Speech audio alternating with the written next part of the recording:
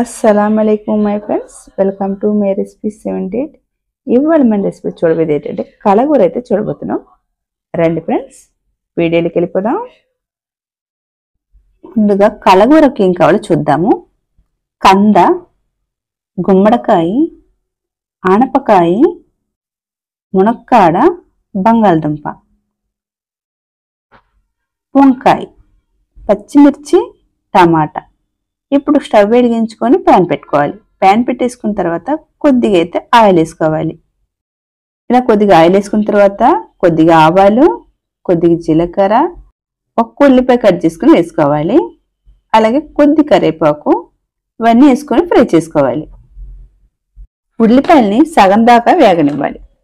ఇలా సగం వేగిన తర్వాత కట్ చేసుకున్న బంగాళదుంపని ముందుగా వేసుకోవాలి.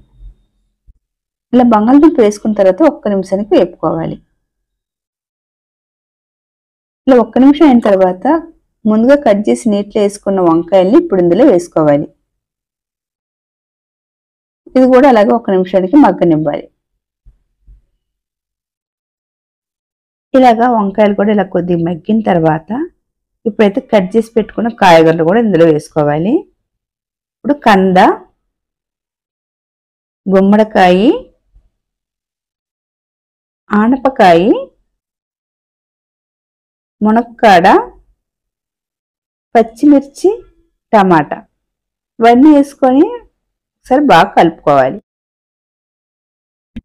ఇలా బాగా కలుపుకున్న తర్వాత ఒక 15 నిమిషాలకి మూత పెట్టుకొని మగ్గనివ్వాలి.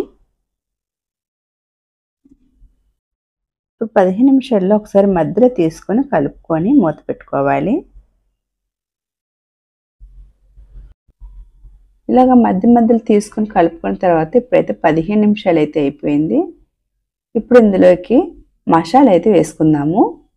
1/2 టేబుల్ స్పూన్ పసుపు, 2 టేబుల్ స్పూన్ ధనియాల పొడి, సరిపడా కారం, 1 టేబుల్ స్పూన్ జీలకర్ర పొడి. ఇలా అన్నీ వేసుకున్న తర్వాత ఇప్పుడు మసాలా అంతా బాగా కలిసిపోయినట్టు బాగా కలుపుకోవాలి.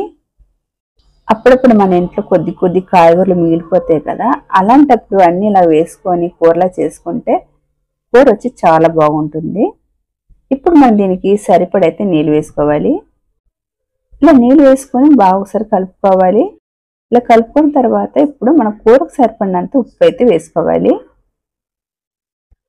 ఇప్పుడు ఇలా ఉప్పు వేసుకున్న తర్వాత ఇప్పుడు కూరని మూత పెట్టుకొని ఒక 15 నిమిషాలకైతే ఉడికించుకోవాలి. ఇప్పుడైతే 15 నిమిషాలు కూడా అయిపోయింది. ఇప్పుడైతే చూద్దాము.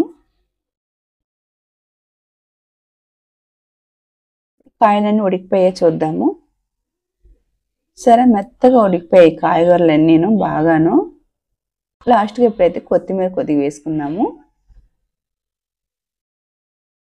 సింపుల్గా టేస్ట్గా కలగూర అయితే రెడీ అయిపోయింది. నా రెసిపీకి మీకు నచ్చితే కనుక మీ ఫ్రెండ్స్ అండ్ ఫ్యామిలీకి షేర్ చేయండి. అలాగే లైక్ చేయండి, షేర్ చేయండి, సబ్స్క్రైబ్ చేసుకోండి. చూసే ఎవరైతే ఒక లైక్ అయితే కొట్టేయండి. బాయ్ ఫ్రెండ్స్, మరొక వీడియోలో మళ్ళీ కలుద్దాం. బాయ్.